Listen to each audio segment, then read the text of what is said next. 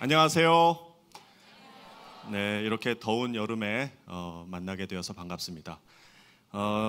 지금 조금 전에 한 학생들이 우리 드림의 학교 학생들이고 저는 거기 선생님인데 학생들 중에서 수업 시간에 가장 많이 조는 과목 3위가 뭔지 아십니까?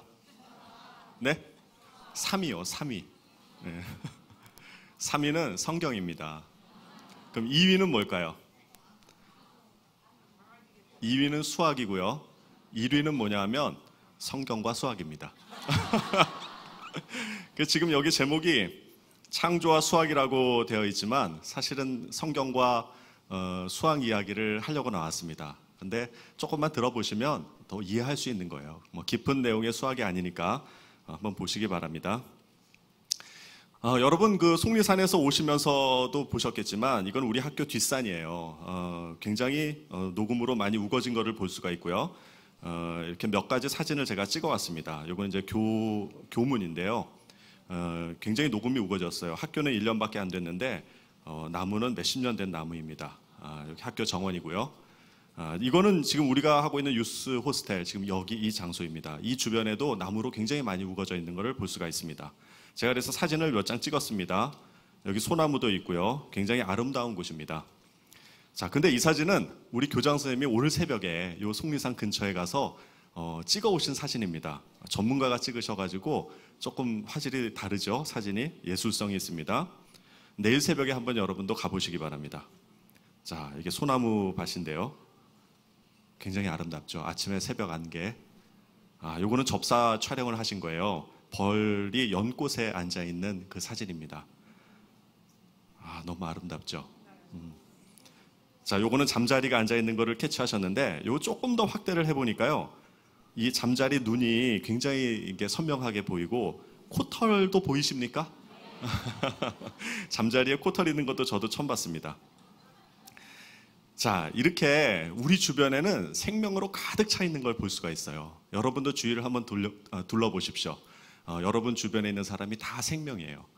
밖에 나가보면은 뭐 나무부터 풀 모든 것, 그 다음에 심지어는 곤충, 뭐 이런 모든 것들이 다 생명입니다. 여러분 혹시 내 주위에 1km에 아무런 생명이 없는 그런 곳에 가보셨습니까? 아마 이 지구상에는 그런 곳이 없을 거예요. 그만큼 우리 주변에는 풍성한 생명으로 가득 차 있습니다.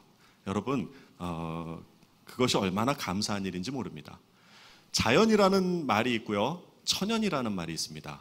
여러분, 자연이라는 말이 무슨 뜻인지 아십니까? 한자로? 스스로 자 그러할 연. 그래서 자연. 그 뜻을 풀이해보면 스스로 그러한 것을 우린 자연이라고 부릅니다. 그러니까 스스로 존재하는 것. 그럼 천연이라는 것은 무슨 의미일까요? 그렇죠. 하늘에서부터 그러한 것. 즉 하늘로부터 말미암은 그런 뜻입니다. 그러니까 우리가 이 자연이라고 하는 그 단어를 쓸 때 사실은 성경적이진 않습니다. 성경에는 이 자연이 하나님에 의해서 만들어졌다라고 표현을 하는데 우리는 알게 모르게 스스로 있는 것이라고 부르고 있습니다. 사실은 성경적으로 보면 천연이라고 말을 해야 맞는 것 같습니다. 어쨌든 하나님께서 이렇게 주신 이 풍성한 천연을 우리가 누릴 수 있어서 너무 감사합니다.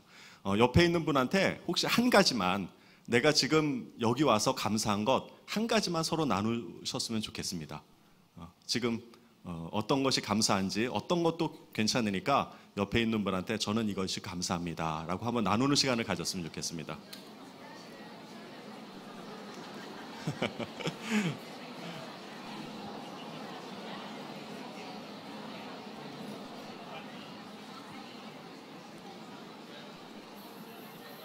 시편 기자는 이런 말씀을 했어요.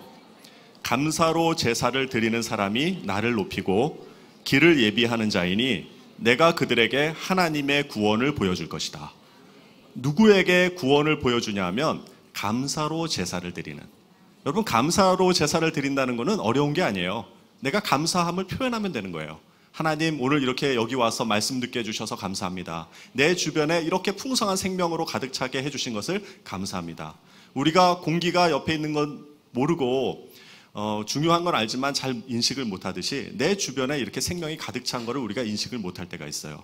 그런 생명을 주신 하나님께 늘 감사하시길 바랍니다. 저는 수학과 컴퓨터를 전공했어요. 많은 분들이 별로 안 좋아하는 두 가지를 했습니다. 컴퓨터 중에서도 인공지능을 했습니다. 아까 김명현 박사님이 이 로봇 이거 저 손가락 하나 하는 거 하셨잖아요. 제가 이제 그런 프로그램들을 짜곤 했었습니다. 그래서 저는 손가락 하나 움직이는 것이 얼마나 어려운 건지를 알아요. 그리고 제일 어려운 것이 뭐냐면 로봇 손으로 계란을 잡는 거가 정말 힘듭니다. 왜냐하면 계란의 그 섬세한 것을 떨어뜨리지 않고 잡아 올릴 수 있는 기술을 만드는 거는 굉장히 어려워요. 그래서 아까 김명현 박사님이 이 손가락을 보면서 이렇게 하는 거를 저는 이해를 할 수 있습니다. 그런데 제가 손에서 더 기가 막힌 감사거리가 있다는 것을 제가 조금 후에 보여드리도록 하겠습니다. 자, 여기 하나의 그림이 있는데 여러분 혹시 이 그림 보신 적이 있습니까? 이 그림은 폴 고갱이 그린 건데 제목이 아주 재밌습니다. 우리는 어디에서 왔는가? 우리는 무엇인가? 그리고 우리는 어디로 가는가? 이게 이 그림의 제목이에요. 제가 이걸 고등학교 때 보면서 야, 다른 사람도 이런 걸 생각하는구나 라는 그런 그 생각을 했던 그림입니다. 이 폴 고갱이 과연 왜 이런 생각들을 했을까요? 저는 어렸을 때부터 그런 생각을 좀 해왔습니다. 이게 제가 찾은 저의 기록 중에서 가장 오래된 그 사진입니다. 여러분 누구나 보면 이게 가족 사진이라는 걸 알 수 있듯이 저희 부모님이 계시고요. 그 다음에 저희 할아버지 할머니가 계셔요. 그러니까 저는 어렸을 때부터 최소한 할아버지 할머니가 계시다라는 건 알고 있었어요. 그런데 무슨 생각을 했냐면 그러면 할아버지의 아버지 또 할아버지의 아버지의 아버지는 누구지? 라는 그런 생각을 했습니다. 그런데 우리 할아버지의 아버지는 산소가 있었어요. 그래서 할아버지가 항상 거기 데려가셔서 이게 너의 증조 할아버지 묘다 이렇게 알려주셨어요. 또 고조 할아버지 묘는 바로 그 옆에 있었어요. 이게 너의 고조 할아버지 묘다. 그리고 바로 그 옆에 또 하나의 묘가 있었어요. 이게 내 묘다. 그래서 6살쯤 된 그 아이를 데리고 왜 그런지 모르지만 항상 그 할아버지가 묻힐 묘에 이렇게 파놓은 그 묘에 저를 데리고 와서 그런 얘기를 자주 하셨어요. 그래서 저는 그러면 나도 늙어서 요 바로 옆에 묻힐까? 그 옆에는 우리 아버지가 묻힐 것이고 그 옆에는 그럼 낸가? 이런 생각을 했었어요. 왜냐하면 이렇게 선조들이 묻혀 있는 거를 보니까. 그러면서 생각한 것이 그러면 우리 고조 할아버지의 할아버지, 그 할아버지의 아버지, 그 아버지의 아버지는 누굴까? 이런 생각을 끊임없이 했었던 것 같습니다. 그리고 죽을 걸 왜 태어났을까? 하는 그런 많은 생각들을 했어요.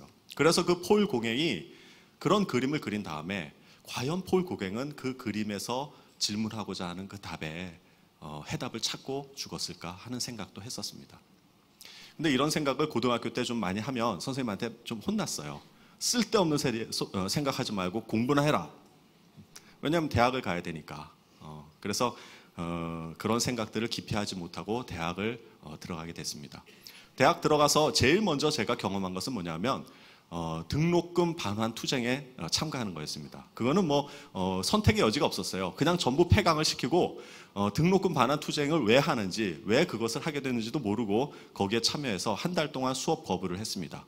그러면서 결국은 이제 학생들이 이겨서 등록금을 일부 반환받았는데 그게 34,000원 정도를 받았어요. 그러니까 그때 등록금이 100만 원이었거든요. 네, 그러니까 34,000원을 받아가지고 그날 그거 가지고 뭐 했냐면 부모님한테 알리지 않고 친구들하고 술 먹고 다 놀았어요.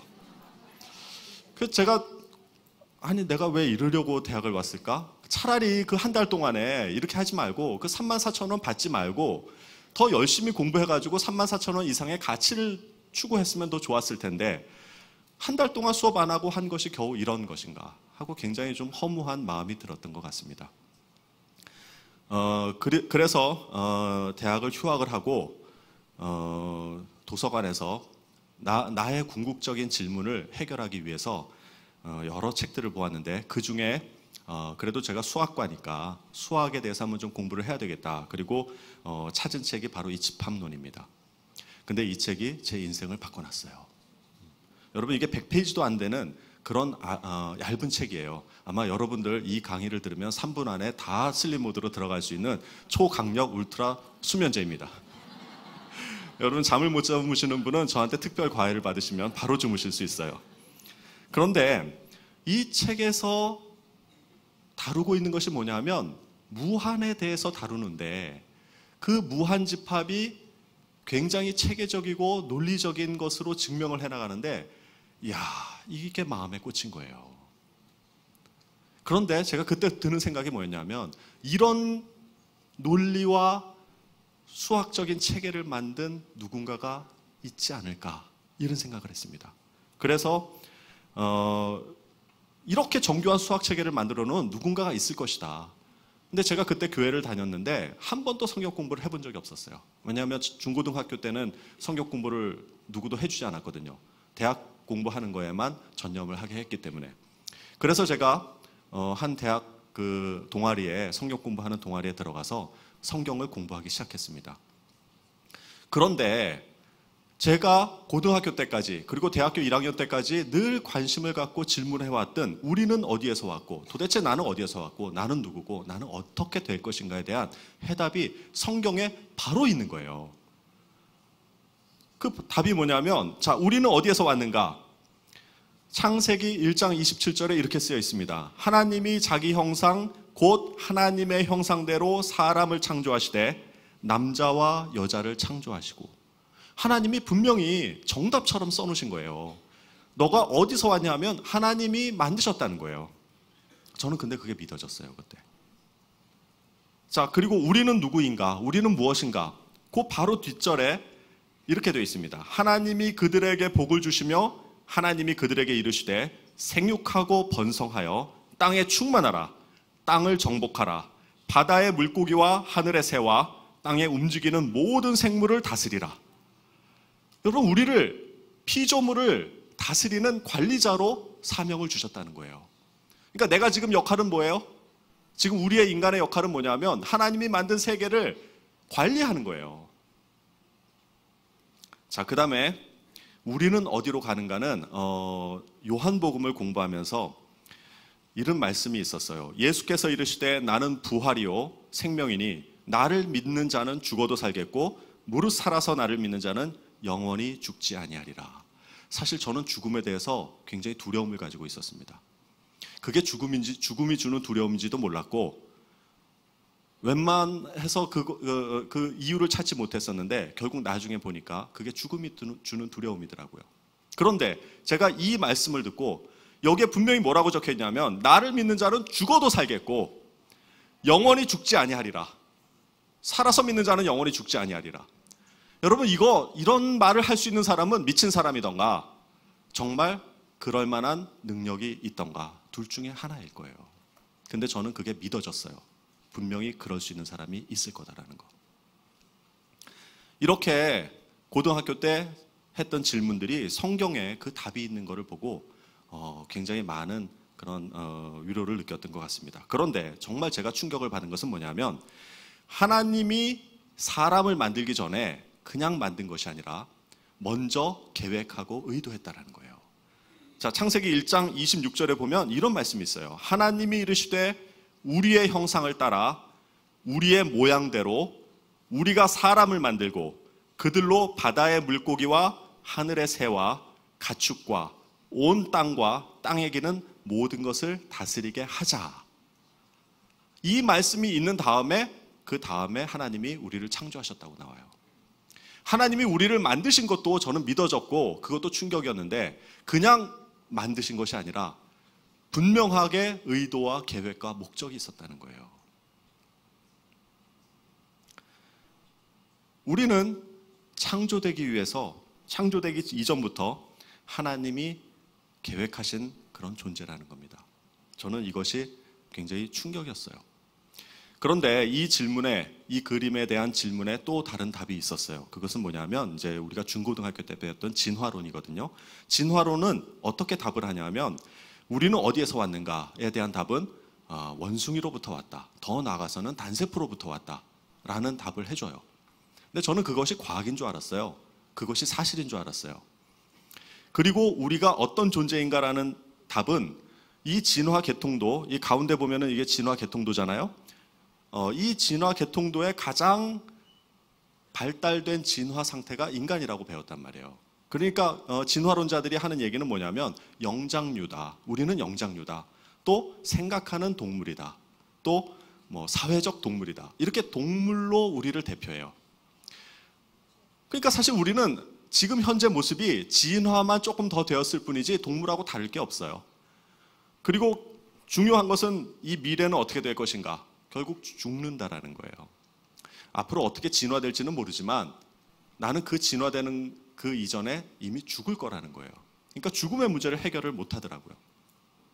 그랬는데 대학 때 한 창조과학 특강을 오신 교수님으로부터 이런 것이 있구나라는 걸 배웠습니다. 창조과학이 있었고 이 강의를 통해서 진화가 과학적인 사실이 아니구나, 아닐 수 있구나 이런 것을 알게 됐고 내가 신화로 여겼던 성경의 창세기 부분이 과학일 수 있구나, 더 과학적일 수 있구나 이런 것을 알게 됐습니다.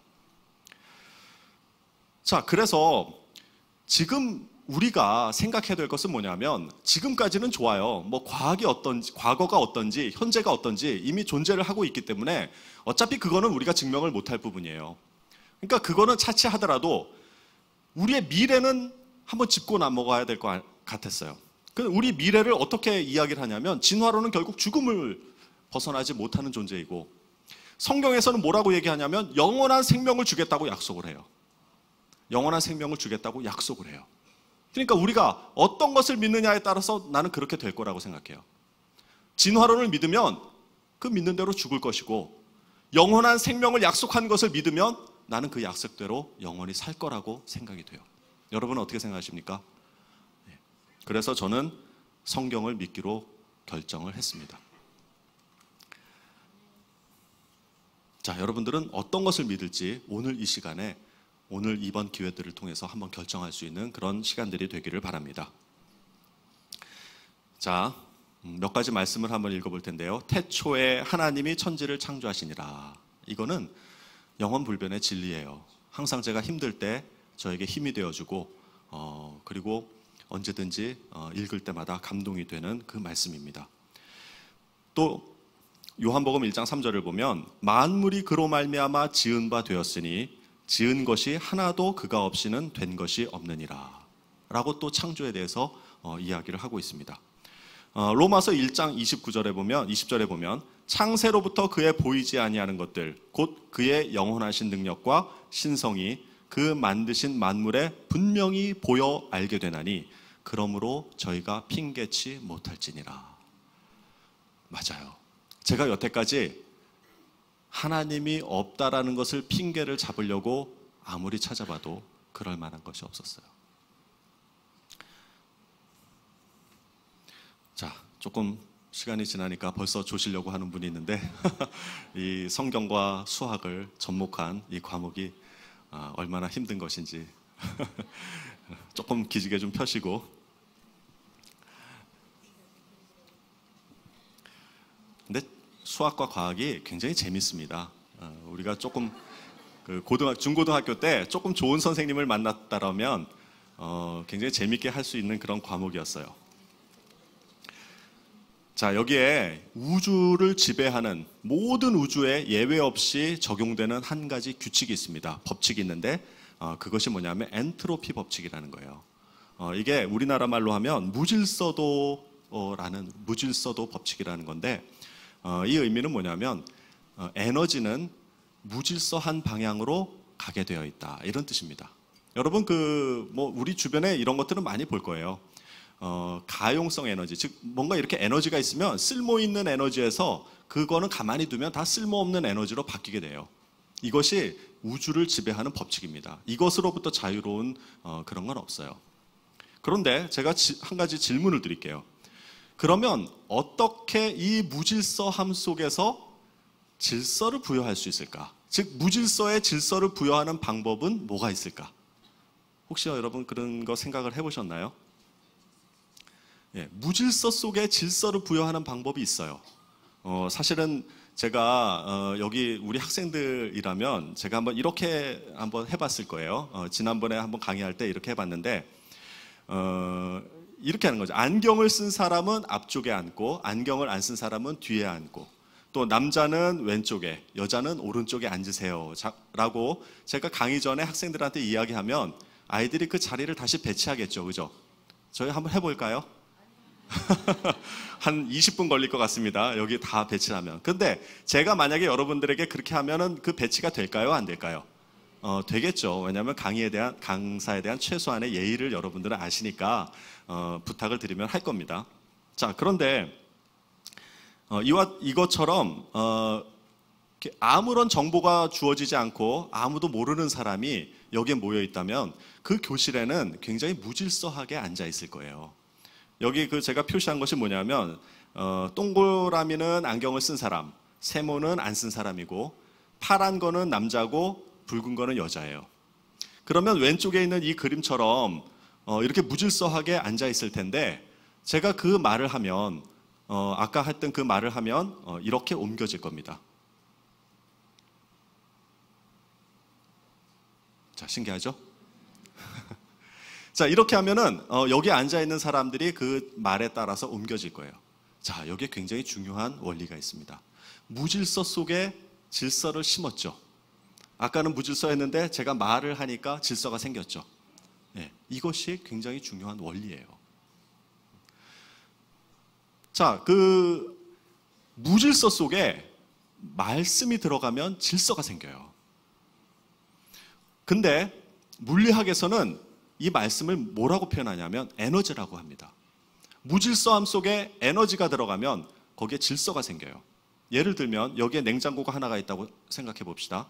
그러면 이 냉장고를 전기를 꼽지 않고 있으면 이 밖의 온도와 냉장고 안의 온도가 같을까요? 다를까요?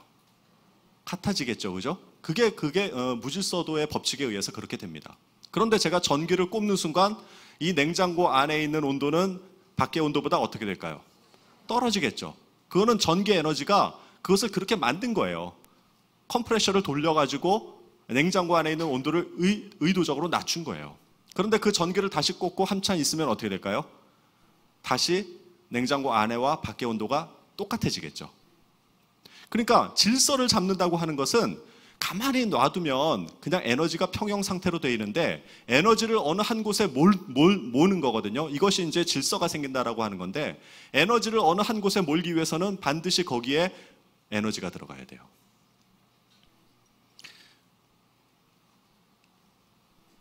자, 그런데 이것이 수학에서 질서를 잡는데 가장 기본적인 도구로 활용이 된다는 거예요. 지금 제가 말씀드린 원리가 수학의 집합에 해당하는 원리예요. 이것을 그냥 집합으로 해가지고 숫자로 배우니까 여러분들은 들어보지도 않고 주무셨는데 사실은 그게 아니에요. 과학자들이 생각을 해낸 거예요. 과연 이 무질서를 어떻게 하면 질서를 잡을 수 있을까? 그렇게 해서 이 무질서에서 어떤 말씀과 에너지, 혹은 수학에서는 조건이라고 하는데 그 조건을 통해서 이렇게 질서 정연하게 만들어낼 수가 있어요. 그리고 우리는 이 하나하나를 집합이라고 부르는 겁니다. 그게 집합의 정의예요.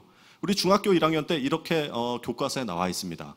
집합이란 어떤 조건을 만족하는 대상들의 모임이다.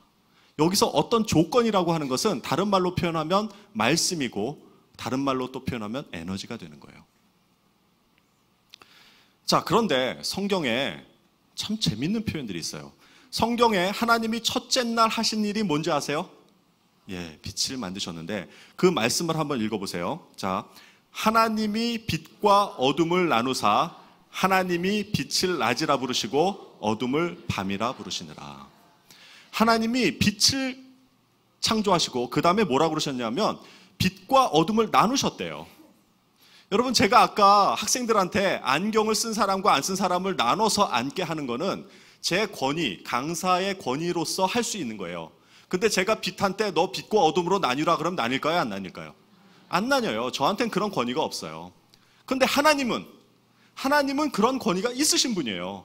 그러니까 말씀을 하시면 빛이 그 말씀에 따르는 거예요. 자, 둘째 날은 어떻게 창조하셨나 봐요? 자, 둘째 날 하나님이 이르시되 물 가운데에 궁창이 있어 물과 물로 나뉘라 하시고 하나님이 궁창을 만드사 궁창 아래의 물과 궁창 위의 물로 나뉘게 하시니라. 지금은 아니지만 창조 시대에는 하나님이 창조했을 때는 이 궁창 하늘 위에 물이 존재를 했다고 알고 있어요. 하늘 아래도 물이 있었고 하늘 위에도 물이 있었어요.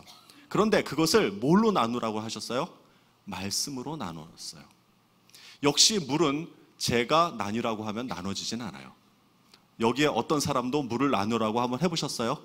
아무리 해도 나눠지지 않습니다. 그러나 하나님은 그런 권위가 있어요. 하나님이 말씀하시면 물과 물질들은 그 말씀에 따라서 움직이게 돼 있어요.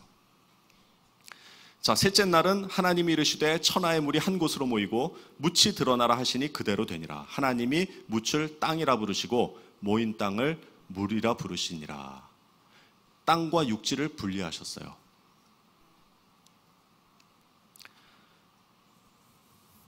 여러분, 이와 같이 하나님이 이 세상을 창조하신 그 원리가 지금 수학에서 말하는 집합의 원리랑 동일합니다. 그런데 수학이 이런 개념을 도입한 것이 불과 200년, 300년 전이에요. 그런데 3000년 전에 쓰여진 성경에 그 원리를 그대로 담고 있어요. 자, 여기 히브리서에 이런 말씀이 있습니다. 믿음으로 모든 세계가 하나님의 말씀으로 지어진 줄을 우리가 아나니 보이는 것은 나타난 것으로 말미암아 된 것이 아니니라. 여러분, 히브리서 저자는 과학을 몰랐어요. 수학을 몰랐어요. 그때는 그런 개념조차도 없었어요. 그러나 이분은 믿음으로 하나님의 말씀으로 모든 것이 창조됐다라는 것을 보게 된 거예요. 그것도 어떻게 해요? 나타난 것은, 우리의 이런 현상들은 보이지 않는 어떤 것에서부터 만들어졌구나 하는 것을 알게 된 거예요. 정말 기막힌 통찰입니다. 여러분, 하나님이 말씀으로 이 세상을 지었다는 것이 이해가 됩니까? 정말 이해가 돼요? 예, 하나님은 그런 권위가 있으신 분이에요.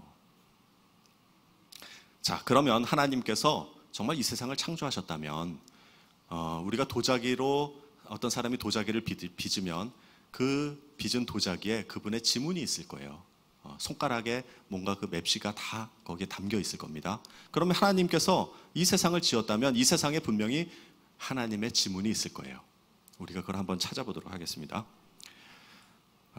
자, 여기 한옥집이 있어요. 멋진 한옥집이 있는데 이 한옥집은 이런 그 설계도가 있다라는 거는 여러분 이해가 되실 거예요. 김명현 박사님께서도 말씀을 해주셨는데 그러면 우리 이 생명체에도 모든 세포 안에 아까 우리가 배운 대로 DNA가 있겠죠, 그죠? 자, 그런데 설계도와 DNA 자체는 종이와 단백질에 불과합니다. 그러니까 이 종이 안에는 그냥 그림이 그려진 것이지 그 안에 어떤 원리가 들어있는 것은 아니에요. 이 원리들은 어떻게 하냐면 건축 설계사가 여러 가지 엔지니어적인 그런 지식과 지혜와, 그리고 어떻게 하면은 이게 통풍이 잘 될까, 어떻게 하면은 지진에 넘어지지 않고 경고할까라는 지식과 지혜를 이 종이에 담은 것입니다. 자, 마찬가지예요. DNA도 유전 정보의 암호를 담고 있는 거지만 이거는 단백질에 불과합니다. 이전에 사람은 대칭이어야 되고 어떻게 근육을 움직여야 되고 기관은 어떻게 해야 된다라는 것이 다 원리적으로 그 안에 보이지 않는 것에 있어요.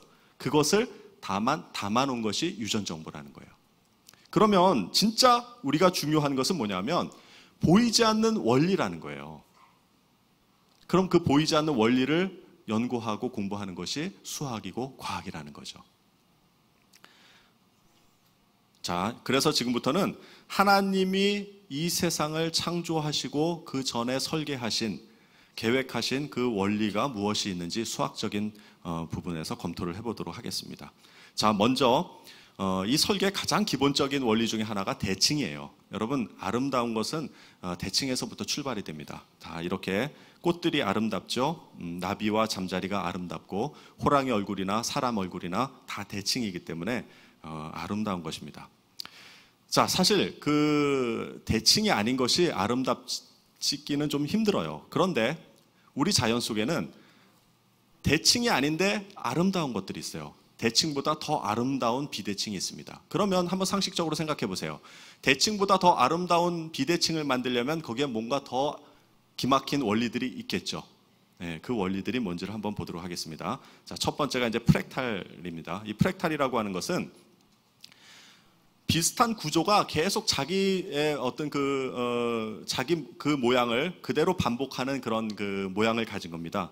여기 왼쪽에 보면은 이게 이제 큰 모양인데 일부분을 취하면 전체의 모양과 동일한 구조를 가지고 있어요. 이렇게 자기 모양을 그대로 복제하는 시스템을 무한히 가져가는 걸 프랙탈 구조라고 합니다. 자, 이렇게 삼각형을 가지고 프랙탈 구조를 만드는 순서예요. 그러면 어느 부분을 보더라도 부분과 전체가 다 동일한 구조를 가지고 있는 것처럼 보입니다. 여기에 망델브로라고 하는 사람은 이것을 컴퓨터 시뮬레이션으로 한번 집합을 만들었는데 아주 단순한 그런 원리를 가지고 계속 무한히 들어가는 거예요. 그러면 전체 구조와 동일한 구조들이 지금도 보시죠? 이렇게 계속 나타나게 됩니다. 자, 이거 한없이 들어갈 수 있어요. 오늘 하루 종일 이것만 봐도 괜찮습니다. 보시고 싶으신 분은 따로 저한테. 여기 지금 또 똑같은 것이 지나가죠? 자, 이런 것을 프랙탈 구조라고 합니다. 자, 피타고라스 나무라고 하는데요. 이거는 직각삼각형의 그 증명하는 과정 중에 피타고라스 증명을 증명하는 과정 일부 중에서 나오는 그런 그림이죠. 근데 이거를 프랙탈 구조를 만들면 이렇게 돼요.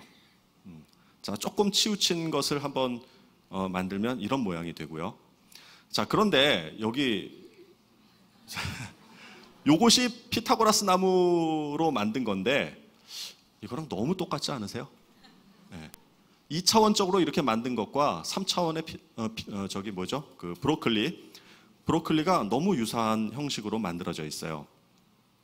자, 여기 보면은 이 브로콜리가 굉장히 자기 브로콜리 안에 브로콜리가 있고 브로콜리 안에 브로콜리가 있고 이렇게 돼 있죠. 이게 프랙탈 구조입니다. 오늘 저녁에 브로콜리가 나오면 꼭 한번 보세요. 네. 자, 이것이 우연히 만들어진 걸까요? 아니면 누군가가 설계를 했을까요? 여러분 프랙탈이라는 거 알지도 못했는데 처음 들어보신 분이 많을 텐데 이미 이 자연에는 이 프랙탈 구조가 다 심겨져 있어요. 자, 이거는 단순하게 선 몇 개를 가지고 프랙탈 구조를 만들어 본 건데, 자, 이렇게 일자를 가지고 여러 프랙탈 구조를 시뮬레이션을 해봤는데요. 이거 마치 표고버섯하고 똑같죠. 네. 자, 요거는 이제 세 가지를 가지고 가지 세 개를 가지고 만든 건데 침엽수림하고 똑같아요. 전나무라든가 이런 부분들. 실제로 전나무의 끝을 보면 이렇게 세 가지로 다 돼 있습니다. 나무는 프랙탈 구조예요. 자, 이렇게 5가지로 하면 뭐 단풍잎처럼 이렇게 돼 있고요.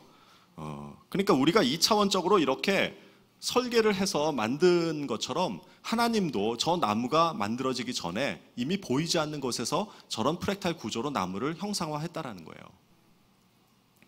자, 여기 재밌는 게 있습니다. 여러분 고사리 좋아하세요? 이게 고사리 잎인데 이 고사리 잎을 보면은 이 전체 모양이 요 모양과 같죠. 또 그 모양이 여기 요 모양과 같죠. 또 요 모양과 같죠. 자기의 형상을 그대로 복제를 하면서 끝없이 이루어집니다. 이게 프랙탈 구조예요. 실제로 사진을 찍어보면 여러분 언제든지 산에 가서 고사리 잎을 한번 자세히 보세요. 아, 이게 프랙탈 구조구나. 근데 이거는 잎만 그런 것이 아니고 순도 그래요. 자, 이 고사리 순이 원형으로 이렇게 말려 있는데 그 말려진 안에 보면 또 원형으로 말려 있어요. 또 그 안에 보면 또 원형으로 말려 있고. 자, 이것이 이렇게 퍼지면서 자라나게 됩니다. 여러분 이게 고사리가 스스로 그렇게 된 거예요? 아니면 누가 만들었을까요? 누가 만든 거라고? 자, 여기 공작이 있죠? 공작은 뒷 모양 이렇게 그 뒷꼬리를 쫙 펴면 부채꼴 모양이 되죠. 자, 그런데 이 빨간 부분을 확대를 해보면 그 안에 깃털 하나하나가 다 부채꼴이에요. 전체 모양과 부분의 모양을 동일하게 다 가지고 있습니다. 눈송이도 프랙탈 구조입니다. 눈이 어떻게 형성이 되든 그 안에 전체 자기 모양을 그대로 복제하면서 만들어지고 있어요. 여러분 아까 번개도 쳤는데 번개도 프랙탈 구조입니다. 부분과 전체를 구분할 수가 없어요. 자, 구름도 마찬가지고요. 구름도 어느 부분을 어떻게 해도 부분과 전체를 구분할 수가 없습니다. 자, 여기 삼각형으로 제가 그 컴퓨터 시뮬레이션을 하는 그 화면을 하나 가지고 왔는데요. 이거는 컴퓨터로 하면 그렇게 어렵지 않습니다. 이런 프로그램을 만드는 거는. 자, 이거 마침 맨 마지막에 있는 그거는 뭐 같아요? 산 같죠. 그러니까 삼각형을 어떤 변수와 이런 프로그램을 통해 가지고 적절하게 프랙탈 구조를 만들면 이런 산과 같은 모양이 형성이 돼요. 자, 요거는 하나님이 프랙탈 구조로 만든 산입니다. 산도 프랙탈 구조예요. 자, 이제 조금씩 또 조시려고 하는 분들이 자, 조금 한번 기지개 더 펴시고요. 자, 지금부터 이제 더 재미있는, 그렇지만 더 졸 수 있는 그런 주제를 가지고 하겠습니다. 옆에 있는 분하고 좀 안마도 해주시고, 김명현 박사님은 요 시간과 때에 맞춰서 요걸 잘 하셔요. 얼마나 저도 쏙 빠지게 듣는지 모릅니다. 조시는 것 같으면은 안 조시게 잘 하시는데,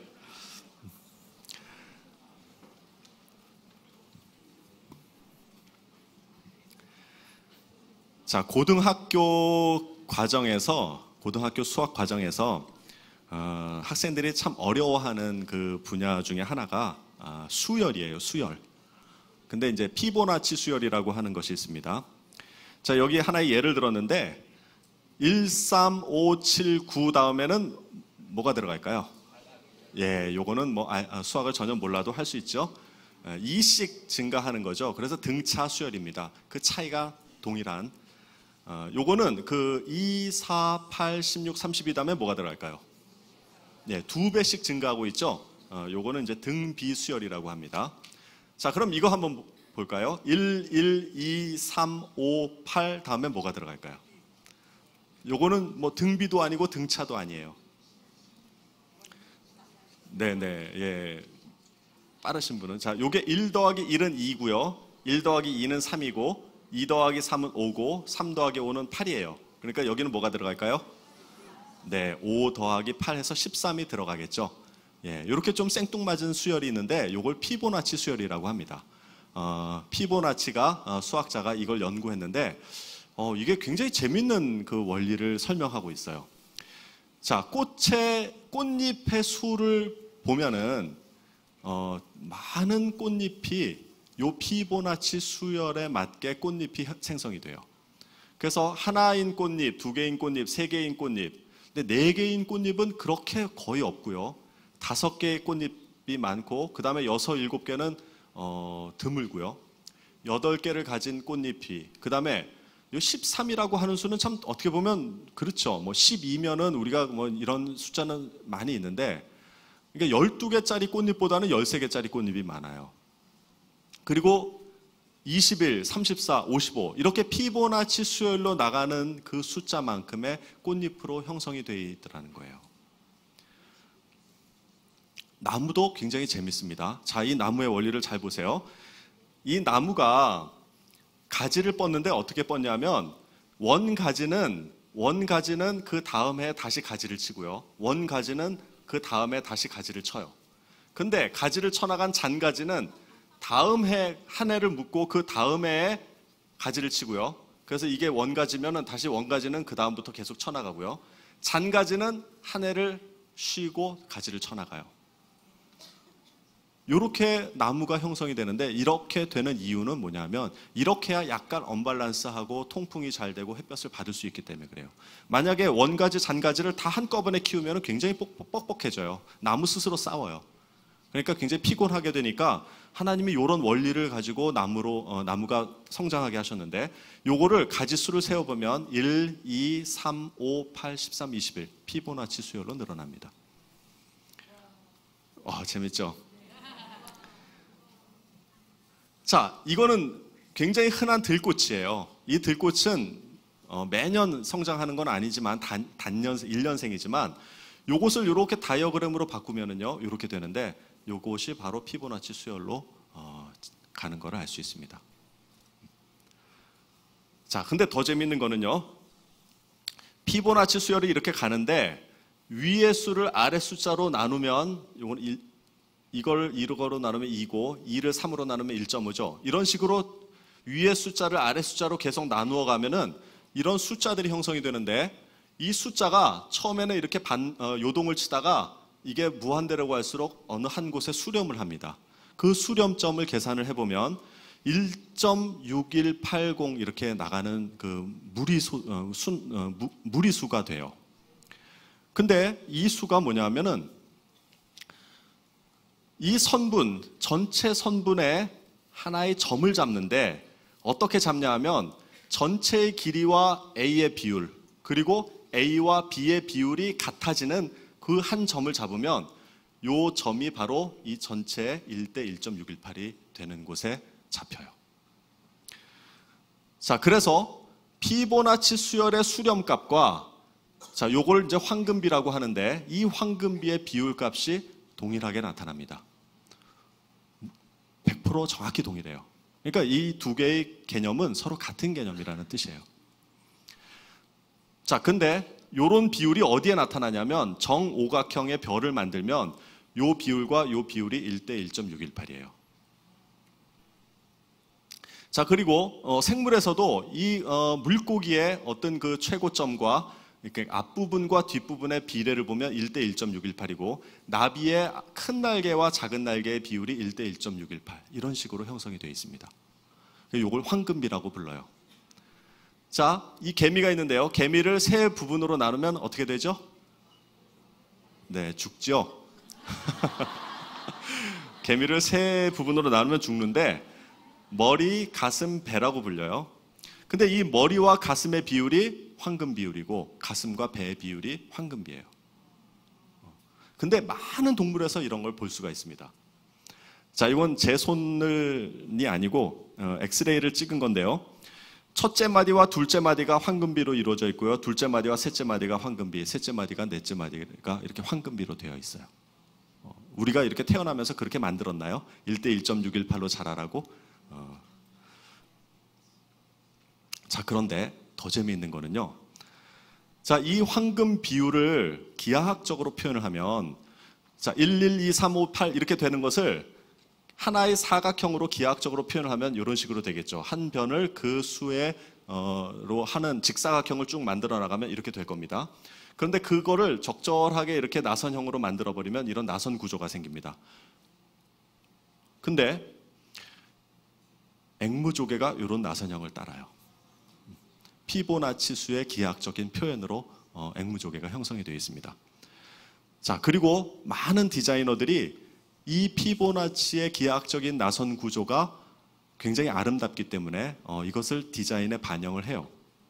여기 보면 트위터 요거 있죠. 요게 다 요 원들이 피보나치 수의 숫자로 되어 있는 지름으로 그린 거고요. 요거는 아마 애플의 클라우드 그 심벌인 것 같아요. 요게 다 1대 1.6, 1대 1.6으로 되어 있는 겁니다. 요건 애플 로고인데 여기도 보면은 다 피보나치 수의 지름으로 되어 있는 원을 사용해서 디자인을 했어요. 근데 이 막상 요것을 디자인한 디자이너는 나는 황금 비율을 모르고 이거를 했다라고 얘기를 해요. 근데 그거는 무슨 뜻이냐면 여러분 굉장히 음악을 잘하는 사람은 도를 딱 치면 그 도를 절대음감이 가지고 있죠. 어떤 화음을 딱 치면 그걸 무슨 화음인지 알죠. 그 배우지 않아도 그렇게 아는 사람이 있어요. 그러니까 디자인에 뛰어난 사람은 이것을 몰라도 감각적으로 저것이 아름답다라는 걸 느끼는 거예요. 자, 요거는 제 귀예요. 이 제 귀를 자 보세요. 여러분 옆에 계신 분의 귀를 한번 보세요. 이렇게 안 생겨 있으면은 잘 돌봐드려야 됩니다. 여러분 우리 귀에 피보나치 수의 기하학적인 표현들이 있어요.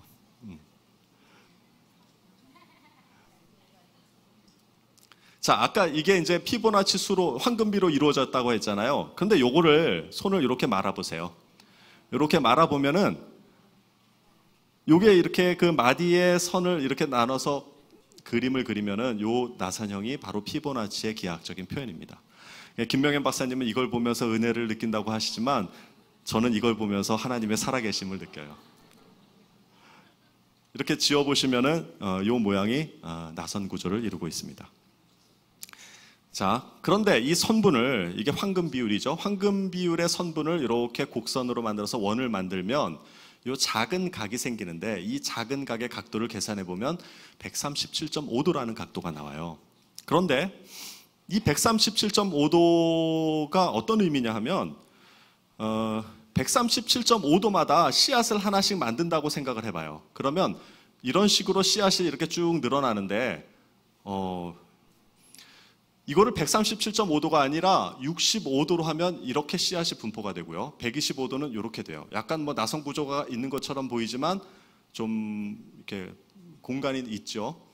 140도도 마찬가지고요. 88도, 171도 다 이렇게 보면은 뭔가 이렇게 중간에 비어 있는 공간들이 형성이 돼요. 그런데 137.5도로 하면은 이렇게 꽉 차진 그런 형태의 그 모양이 나오게 됩니다. 여러분 이게 뭐냐면 해바라기 씨의 구조예요. 해바라기 씨가 저렇게 만들어지는데 해바라기가 이거를 알고 씨를 저렇게 만들까요? 아니면 누가 설계를 했을까요? 자, 그 해바라기 씨를 이렇게 좀 확대해 가지고 보면은 이 안에 새로운 나선 구조가 이렇게 세 개가 보이는데 이 녹색 거를 다 세어 보면은요 55개. 이거는 피보나치 수고요. 그 다음에 하늘색 거를 다 세 보면은 34개. 이것도 피보나치 수열의 수고요. 이 긴 것을 다 세어 보면 21로 역시 이것도 피보나치 수열의 수입니다. 너무 기가 막히죠? 자, 세포가 형성되는 것도 이렇게 형성이 됩니다. 세포가 형성될 때 여기 7번 세포가 이렇게 형성이 됐잖아요. 그럼 8번 세포가 그 옆에 형성이 되는 게 아니에요. 137.5도 떨어져서 여기에 형성이 됩니다. 그리고 9번 세포는 137.5도 떨어져서 여기에 형성되고요. 10번 세포는 이렇게 형성이 되고 이렇게 형성이 돼요. 여러분, 이건 나뭇가지가 뻗어나갈 때도 하나의 나뭇가지가 이렇게 뻗어나가면 바로 옆에 뻗어나가는 게 아니고 137.5도 그 다음에 뻗어나가고요. 이렇게 해서 서로 햇볕과 공기가 잘 통할 수 있도록 그렇게 만들어진 겁니다. 자, 그렇게 해서 만들어지면 이렇게 나선 구조가 형성이 되는 거예요. 그러니까 피보나치의 수열은 기하학적으로 나선 구조를 가질 수밖에 없습니다. 자, 이 기가 막힌 그 컴퓨터 그래픽이 있는데요. 이거는 우연히 이렇게 만들어진 걸까요? 누가 그림을 그린 걸까요? 누가 설계한 거겠죠? 자, 그런데 이 앵무조개를 절단하면 이렇게 되어 있어요. 너무 정교하죠? 이게 피보나치 기하학의 나선 구조입니다. 자, 조개류가 대부분 그렇고요. 여러분 뭐 그 올갱이라든가 뭐 이런 거 보면은 다 이런 구조를 가지고 있습니다. 자, 문어도 문어 숙회 드실 때 한번 보세요. 입으로 넣기 전에 이게 나선 구조를 이루고 있구나. 정상이네. 이렇게 드시면 됩니다. 자, 요거는 카멜레온의 꼬리 부분을 확대한 부분이고요. 요거는 알로에가 필 때 이렇게 나선 구조로 핍니다. 자, 장미가 필 때, 백합이 필 때 전부 이렇게 나선 구조를 이루고요. 요건 이제 백합꽃이 피어 있는 요 구조도 나선 구조입니다. 요거는 호박 넝쿨이에요. 자, 요것도 고사리 호박 넝쿨인지 오이 넝쿨인지 하여간 넝쿨들을 확대하면 이렇게 나선 구조를 가집니다. 해바라기 역시 마찬가지고요. 양배추를 절단을 하면 이게 이렇게 나선 구조가 있어요.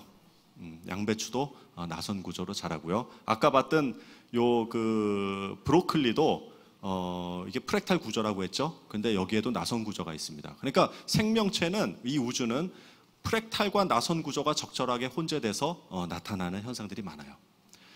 자, 소용돌이가 그렇고요. 태풍이 이렇게 나선 구조로 다 이루어져 있습니다. 중요한 건 우주의 은하가 나선 구조예요.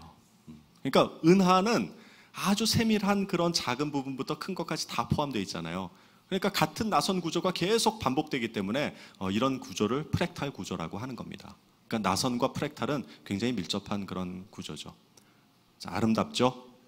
네, 은하는 자, 그런데 태양계 주변을 돌고 있는 우리의 행성들을 한번 볼까요? 우리는 행성들이 태양을 원운동한다고 그러는데 엄밀히 말하면 아닙니다. 요 영상 좀 한번 틀어주시겠어요?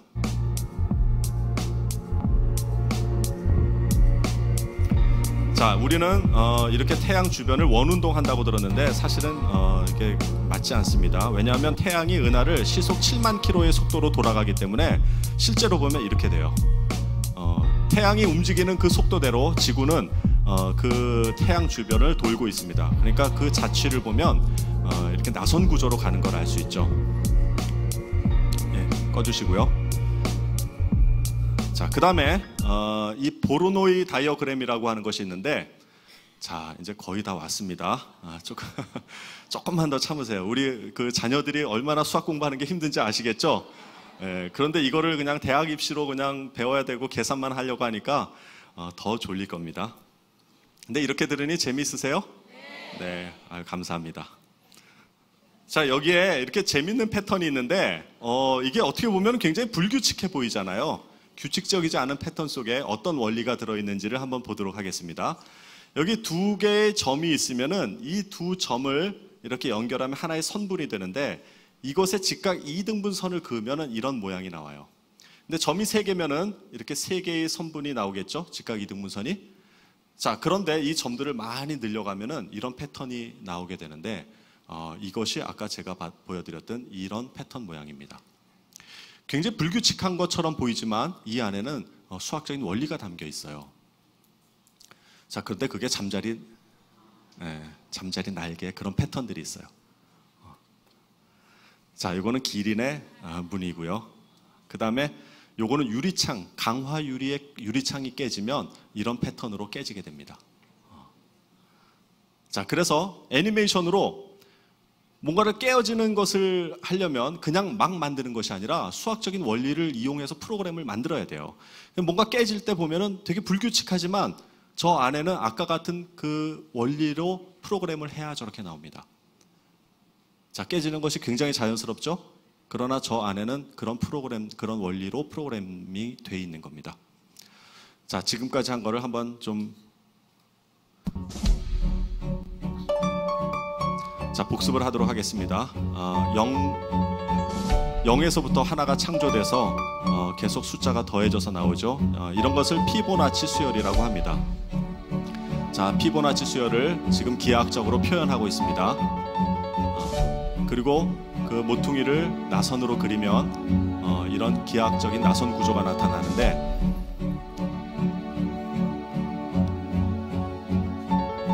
자, 지금 누군가가 이 나선 구조를 이용해서 설계를 하고 있습니다.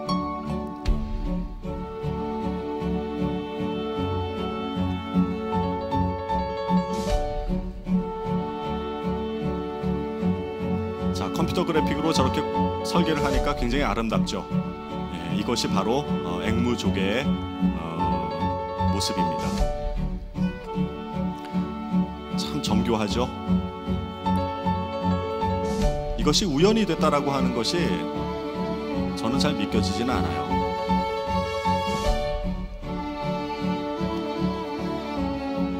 자, 그리고 이제 황금비를 만들어내는 과정입니다. 기하학적으로 황금비를 저렇게 만들어내는데, 자, 이것을 적절하게 원을 만들면 이 작은 부분에 각이 생깁니다. 137.5도라는 황금 각이 만들어져요. 이 137.5도라는 건 굉장히 중요한 숫자입니다. 자, 씨앗을 배출하고 있죠. 137.5도마다 씨앗을 배출하면 가장 공간을 효율적으로 씨앗을 만들어낼 수가 있습니다. 자, 이렇게 설계된 것이 해바라기예요.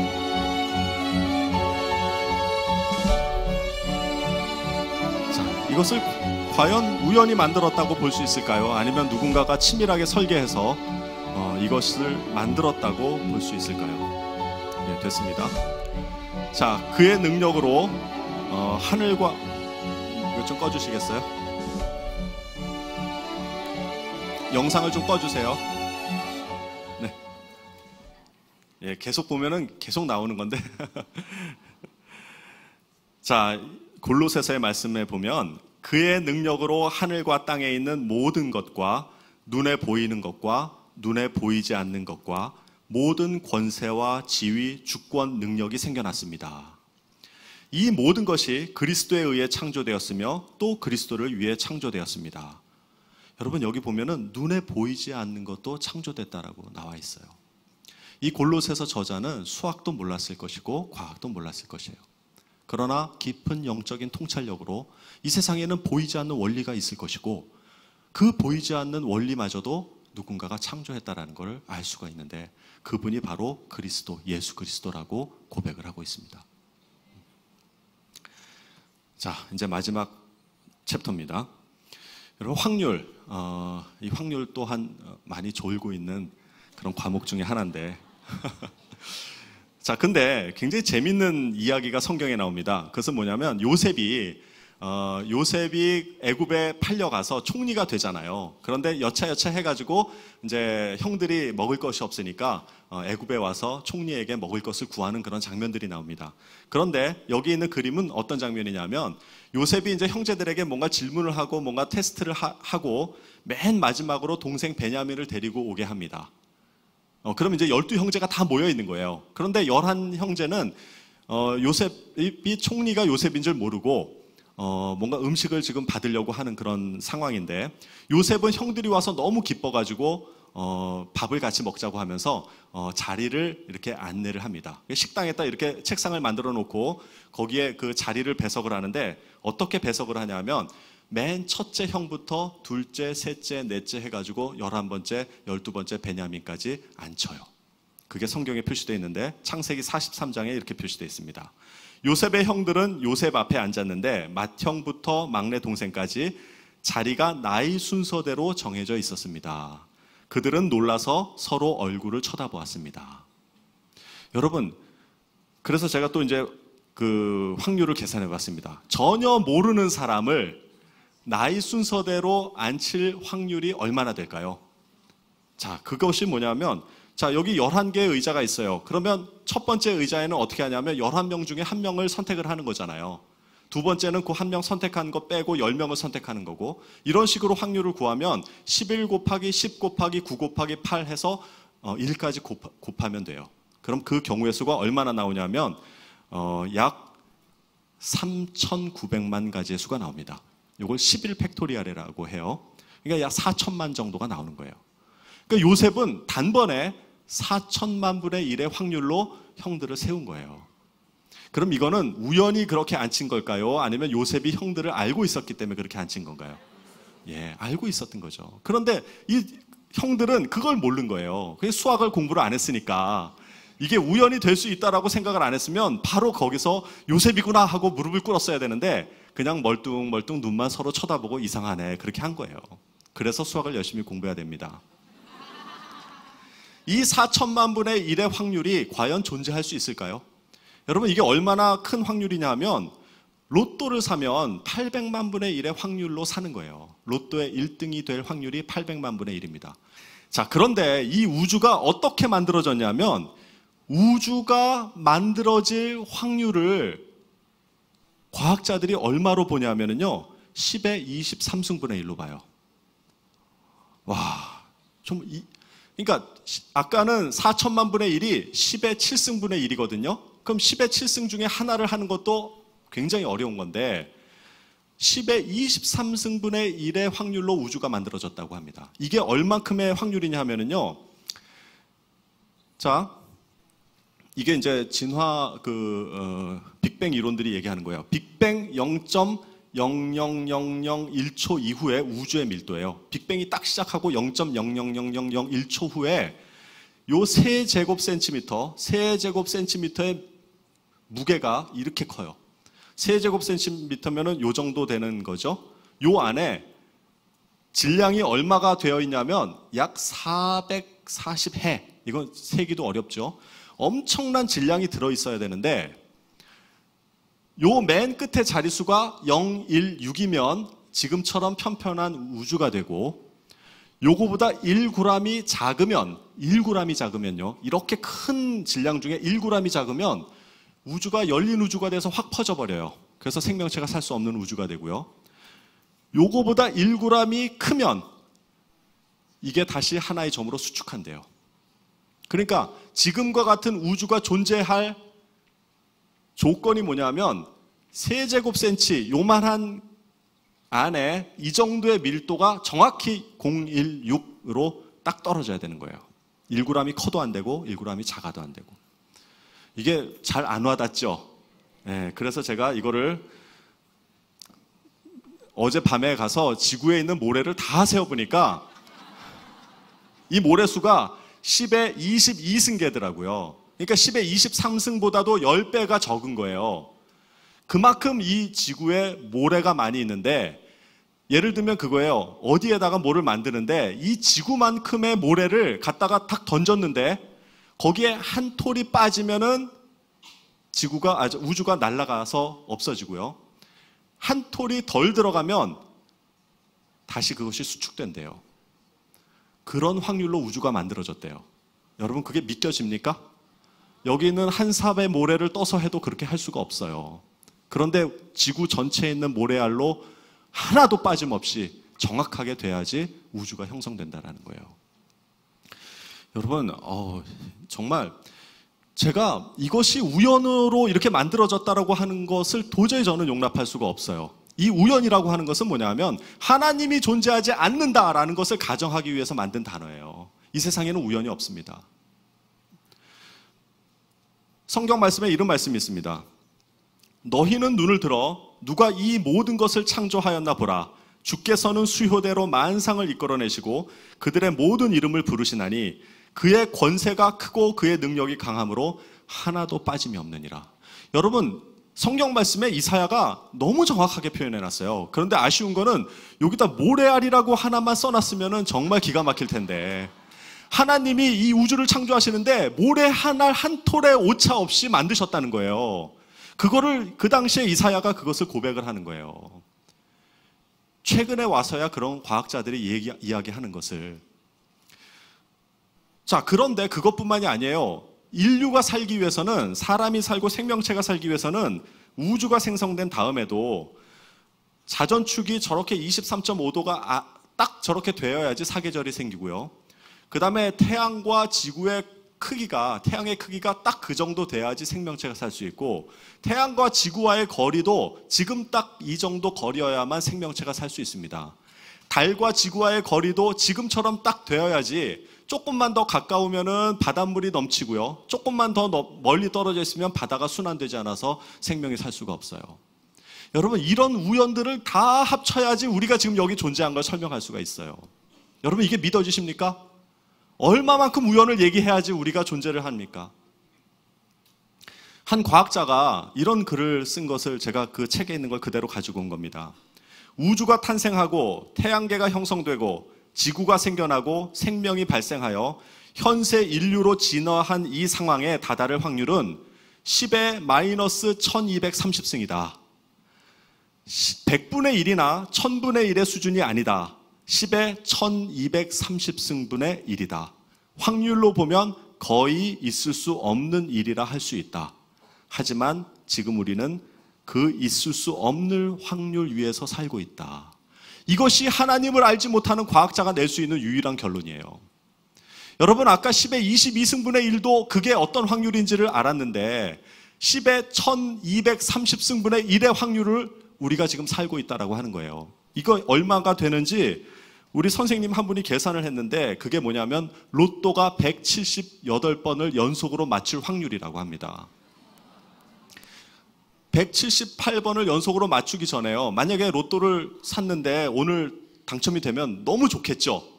다음 주에 또 당첨이 됐어요, 제가. 그러면 바로 신문에 나오고 9시 뉴스에 나올 겁니다. 그렇지 않겠어요? 아마 세계 토픽이 될 거예요. 만약에 3주 연속으로 제가 맞으면 어떤 일이 벌어질까요? 경찰이 조사 옵니다. 조작했다고. 그러지 않겠습니까?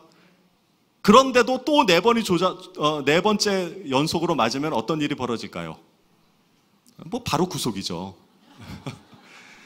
여러분, 이거는 연속 4번 그렇게 맞는다 그러면은 경찰이 와서 다 조사하고 난릴 겁니다. 너가 만들어서 조작했지. 조작한 거라고 분명히 다 그렇게 돼 있어요. 그런데 178번을 연속해서 맞췄는데 그게 조작된 게 아닙니까? 그게 우연히 그렇게 될 수 있어요? 여러분, 과학자들은 그것을 연구하면서도 그 확률 위에서 살고 있는다고 밖에 얘기를 못하는 거예요. 그것이 우연이 됐다라고 얘기밖에 못하는 거예요. 여러분은 그 우연 속에서 살고 계실 겁니까? 아니면은 하나님께서 분명하게 미세하게 만드셨다라는 그 진리를 받아들이실 겁니까? 여러분, 제가 어저께 밤에 와서 정말 감동되는 것을 봤어요.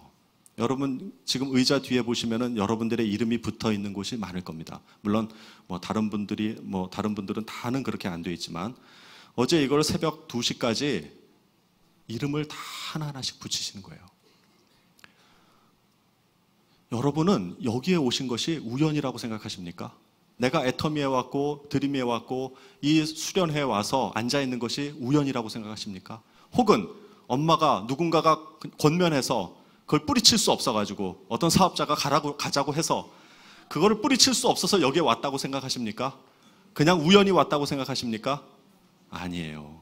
여러분은 우연히 왔다고 생각할 수 있지만 이것을 준비하는 분은 하나하나 그 이름을 붙여가면서 이분이 여기 와서 앉아서 변화되는 삶을 살기를 바라는 마음으로 준비했어요.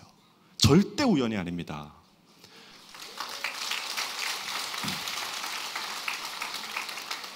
여러분이 우연이라고 생각하고 받아들이지 않으면 그냥 그런 삶을 계속 살 것이고, 아, 그렇구나, 내 이름이 여기에 있는 것처럼 누군가는 계획하고 목적을 가지고 이것을 준비했구나, 이것을 받아들이는 사람은 바로 그 순간 변화가 될 것입니다. 여러분, 저는 그런 생각을 했어요. 하나님이 천국에 우리 자리를 예비하고 제 이름을 거기에 붙여놓지 않았을까? 아멘 안 하십니까?